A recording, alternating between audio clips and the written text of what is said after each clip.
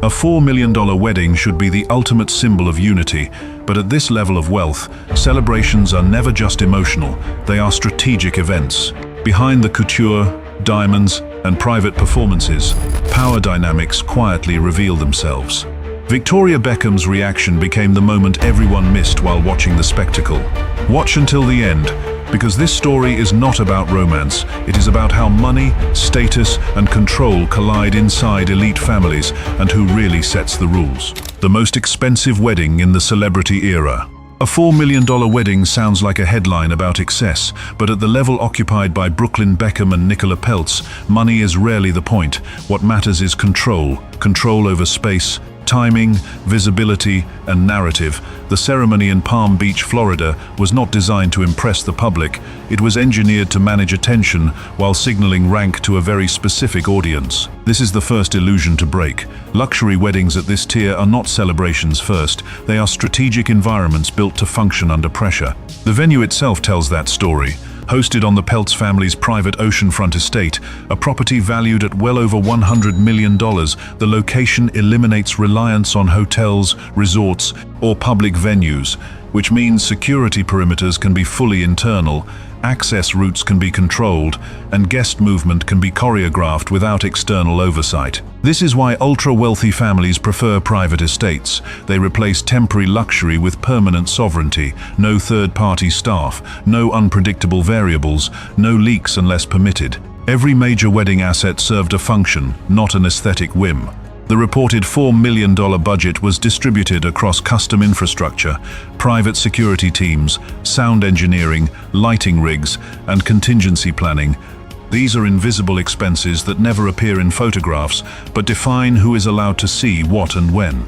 In this context, lighting is not romance, it is visibility control. Sound systems are not entertainment, they are tools to direct attention and prevent unscripted moments from traveling beyond the perimeter. The guest list was equally intentional, combining elite figures from fashion, sport, and entertainment with old money business networks tied to the Peltz family. Invitations at this level function as temporary access passes. They reinforce alliances while reminding attendees of hierarchy. Absence matters as much as presence. Who is not invited sends as clear a signal as who is seated in the front rows. This is why guest lists are curated weeks in advance, cross-checked for optics, and approved like boardroom decisions. Even the scale of the event was calibrated, large enough to project influence, small enough to maintain control. Roughly 500 guests is not a coincidence. It is the upper limit where intimacy can still be enforced through logistics.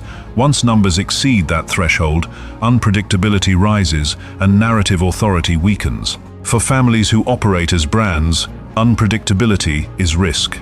This is the hidden logic behind the wedding's design. Money was deployed to reduce randomness, not to maximize spectacle.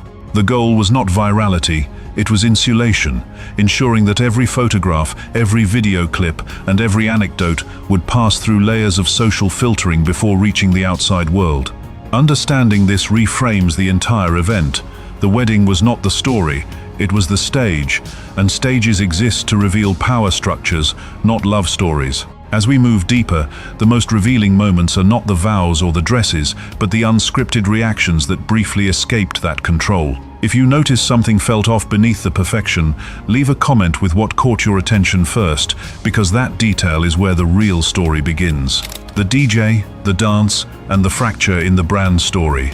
By the time the reception began, the wedding had already consumed more than $4 million. But the most expensive thing in the room was not the decor or the diamonds. It was the expectation. Nearly 500 guests sat inside the Peltz family's Palm Beach estate, a property valued at over $100 million, watching what everyone assumed would be a perfectly scripted transition, the moment where Victoria Beckham and Nicola Peltz officially became the center of their own universe. The music was controlled by DJ Fat Tony, a trusted name in elite circles, someone hired not to entertain, but to keep the emotional temperature stable. At weddings like this, a DJ's real job is timing, knowing exactly when to lift the room and when to land it, because unscripted energy is the enemy of order. When the first dance approached, the room quieted in a way only wealth can enforce. No phones raised too high, no shouting, no chaos, just attention. Then the script broke. Instead of Nicola stepping forward for the first dance with Brooklyn, Victoria Beckham was called onto the stage. Whether it was a misunderstanding, a well-meaning gesture, or a moment of instinct does not change what happened next. Music played, lights stayed fixed, and for several seconds, the visual hierarchy of the room shifted backward in time. The mother replaced the bride, the past replaced the future. Witnesses later described Brooklyn standing frozen, then visibly distressed. This was not about jealousy or ego. In high-wealth families, ceremonies are contracts. They signal authority transfer. The first dance is not romance, it is recognition. When that recognition is redirected, even briefly, it undermines the structure everyone has agreed to honor for the evening. Adding to the tension was Mark Anthony, performing live, whose voice filled the space as the confusion unfolded. In a normal wedding, this would have been shrugged off. In a wedding engineered to eliminate unpredictability, it became the moment everyone would quietly replay in their minds on the drive home. Nicola reportedly left the floor in tears. Brooklyn followed. The music continued, but the room never fully recovered. This is why the incident mattered. Not because a dance went wrong, but because control slipped in front of witnesses who understand power. Guests at that level read rooms instinctively. They noticed who froze, who moved, who hesitated, and who did not apologize publicly afterward. By the next morning, photos showed perfection again. Smiles, champagne, couture. But inside the family, something had shifted. When a moment designed to crown a new unit instead reasserts the old hierarchy, the fracture is not emotional, it is structural. And that is the real cost of that dance.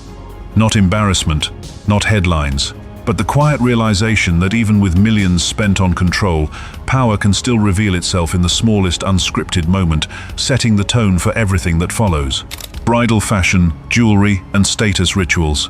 Long before the dance floor incident, the first real signal appeared in silence, not in sound but in fabric. At weddings like this, dresses are not fashion choices, they are contracts, and every stitch communicates authority. When guests arrived at the Palm Beach estate, they were not just waiting to see a bride, they were waiting to see who controlled the narrative before a single word was spoken. Early reports suggested that Victoria Beckham had been involved in the initial design direction of Nicola Peltz's wedding dress, an assumption that made sense on paper. Victoria is a fashion powerhouse, and in legacy families, the matriarch often plays a symbolic role in shaping ceremonial aesthetics. But as the wedding approached, something changed. The final gown did not come from the Beckham fashion house.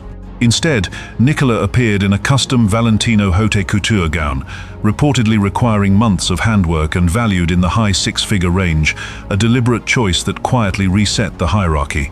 This was not about taste, it was about authorship. Haute couture at this level exists to signal independence. The gown was minimalist in silhouette but maximal in message. No inherited branding, no family crossover, no shared credit. In elite circles, choosing couture outside the family ecosystem is a declaration. The bride is not entering an existing structure, she is establishing her own. The jewelry reinforced that message. Nicola's diamonds, reportedly insured for several $1 million, were chosen to photograph cleanly under controlled lighting, not oversized heirlooms, not legacy pieces, but modern high jewelry designed to anchor her visually at the center of every frame. These pieces exist for one reason: image sovereignty. At weddings of this scale, jewels are selected as much for camera dominance as for craftsmanship. They ensure that no matter who stands nearby, the bride remains the visual authority. Meanwhile, the broader fashion landscape of the event followed the same logic.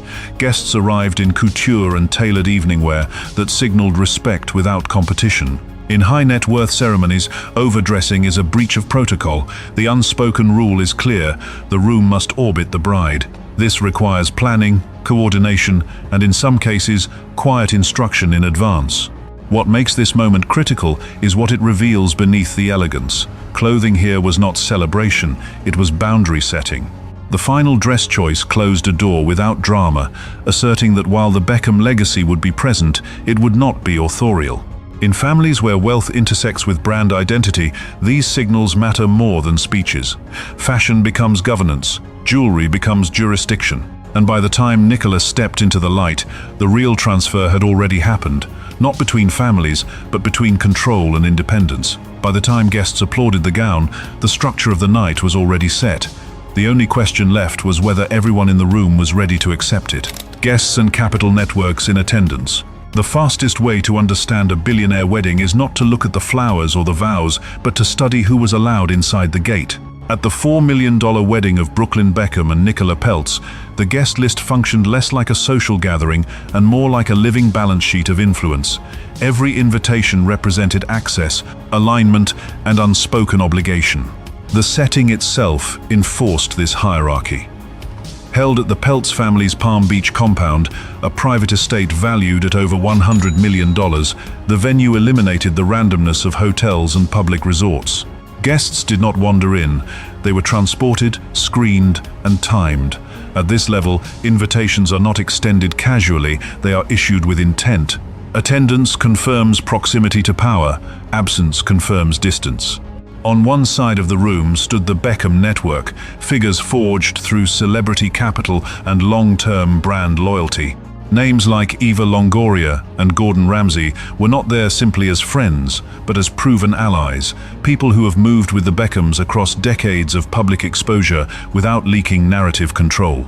Their presence signaled stability, familiarity, and media discipline, a reminder that the Beckham brand is supported by relationships that can survive scrutiny. On the other side stood the Peltz world, quieter, heavier, and less interested in being photographed. Executives, financiers, and legacy family associates filled the space without demanding attention. These are individuals accustomed to private jets, closed-door negotiations, and assets measured in hundreds of millions, not headlines. They did not need to post photos to validate attendance. Their power operates upstream, where visibility is optional. This contrast mattered. It showed Brooklyn standing between two ecosystems with fundamentally different rules. Entertainment figures like Mark Antony, who performed live during the reception, bridged the two worlds. His presence, reportedly commanding a performance fee in the high six figures, served a functional role, controlling the emotional tempo of the night while reinforcing prestige. Live performers at weddings of this scale are not indulgences, they are stabilizers, ensuring the energy remains elevated but predictable, minimizing the risk of awkward lulls or unscripted dominance moments. What makes this guest list important is not celebrity density, but network geometry. No single group dominated the room. Instead, influence was distributed in carefully measured clusters, fashion here, finance there, entertainment in between. This balance prevents any one faction from claiming symbolic ownership of the event. In elite ceremonies, imbalance is dangerous. It creates power vacuums or resentment. The true sophistication lies in what did not happen. There were no surprise plus ones, no viral disruptions, no uncontrolled press leaks during the event itself. That level of discipline only exists when invitations are vetted, like board seats, and guests understand the rules without being told. By the end of the night, the wedding had accomplished something more valuable than celebration. It temporarily unified celebrity capital and billionaire capital in one controlled environment, allowing both sides to observe each other without surrendering control. And once you understand that, the wedding stops being a party and starts looking like a summit, one that quietly reshaped relationships long after the last guest left the estate. Aftermath: the vow renewal and memory management. The real drama of a billionaire wedding often begins after the last guest leaves, when emotion turns into narrative risk and memory becomes an asset that must be managed. Following Brooklyn Beckham and Nicola Peltz's ceremony, attention quietly shifted from celebration to containment, not because the wedding failed, but because its scale made every reaction measurable, every silence noticeable. Within weeks, reports surfaced about a possible vow renewal ceremony in upstate New York, not framed as reconciliation, but as recalibration. The location itself matters. Upstate estates used for private renewals typically sit behind multi-layer security and zoning restrictions, properties valued between $15 million and $40 million, chosen for isolation, control of access, and zero paparazzi sightlines. A vow renewal at this level is not romantic nostalgia, it is memory redirection, a way to overwrite tension with new imagery. new footage, and a revised emotional timeline. That footage is where the economics sharpen. High-end wedding film captured on cinematic-grade cameras, multiple angles, controlled lighting, and live audio mastering becomes a form of intellectual property. In celebrity families operating at this tier, raw personal footage can be quietly valued in the low 8 figures, not for public release, but for leverage. Streaming platforms like Netflix or Disney do not just pay for stories, they pay for controlled intimacy, moments that humanize power without destabilizing it. Even when deals never materialize, the existence of that footage creates optionality. The strategic purpose is protection. When narratives of family tension circulate, silence alone is insufficient. Billionaire families counter risk by producing alternative reference points, new images that journalists can cite, new moments fans can anchor to. This is not damage control in the tabloid sense, it is legacy maintenance. Negative stories age poorly if they are not refreshed, positive visuals age indefinitely if they are well produced. What makes this phase critical is its subtlety. No public statements, no emotional interviews, no visible confrontations. Instead, space is created for a future moment that feels organic but is meticulously planned. Wealth at this level does not erase conflict, it reframes it, turning personal uncertainty into a managed chapter rather than an open wound.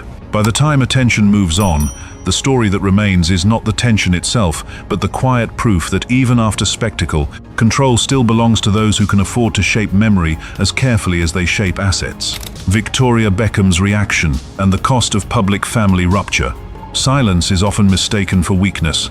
At the billionaire level, it is usually the most expensive decision on the table. When Brooklyn Beckham's remarks ignited speculation about tension within the family, the absence of any direct response from Victoria Beckham was not emotional restraint, it was financial calculation executed in real time.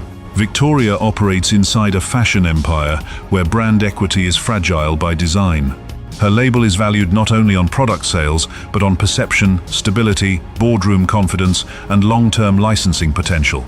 A single emotional interview could cost more than it gains.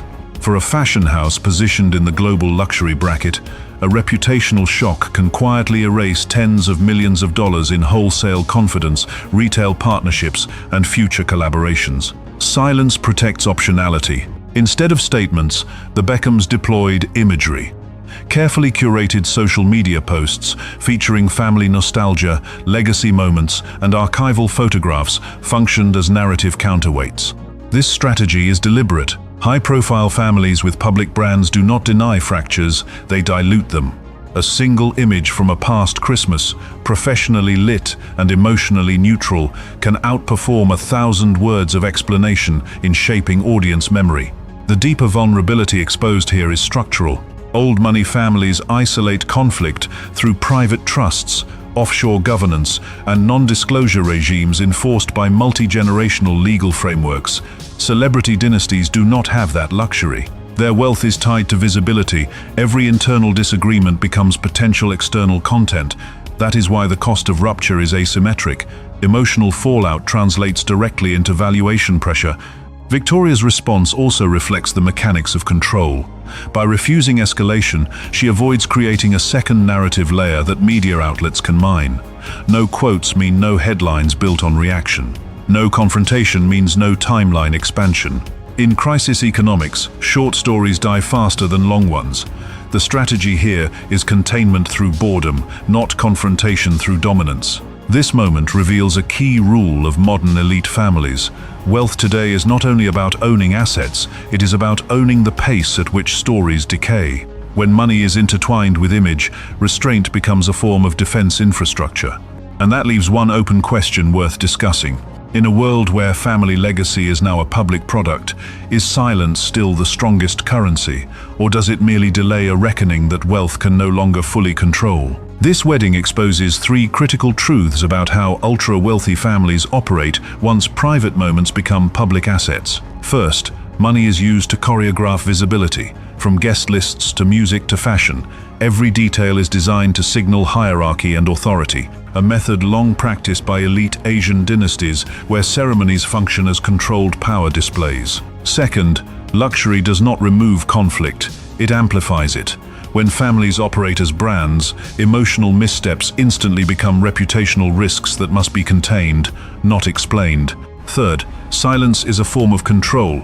Choosing when not to react publicly often protects long-term influence better than confrontation, especially when legacy matters more than sympathy. If this analysis changed how you view celebrity weddings, like the video and subscribe for deeper breakdowns of wealth, power, and family strategy. In the next episode, we move beyond the ceremony and examine how billionaire families redesign legacy after public fractures, where control becomes colder, quieter, and far more deliberate.